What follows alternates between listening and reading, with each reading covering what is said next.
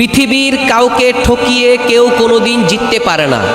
আপনি যেই ব্যক্তিটাকে ঠকাইতেছেন, আপনি মনে করতেছেন ওই ব্যক্তিকে ঠকিয়ে আপনি বরং জিতে গেছেন। না, যে ব্যক্তি ঠকতেছে ওই ব্যক্তির মনের মধ্যে আপনার জন্য ভালোবাসা ছিল, ওই ব্যক্তি আপনাকে ভালোবাসতো, ওই ব্যক্তি আপনাকে বিশ্বাস করত, কিন্তু আপনি তার বিশ্বাসের মর্যাদা নিয়ে খেলা করতেছেন, আপনি তার বিশ্বাসটাকে ভেঙে চুরে চুরমার করে দিতেছেন।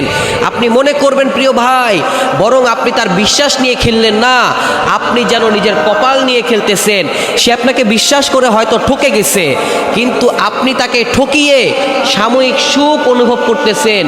পক্ষান্তরে আপনার কপালে যা থাকবে বা আপনার কপালে যা আছে আপনি সেটা নিতে পারবেন না।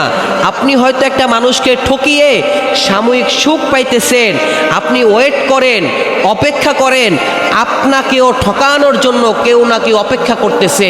আপনি একটা মানুষের উপর জুলুম করতেছেন, পক্ষান্তরে আরেকটা মানুষ আপনার উপরে জুলুম করবে।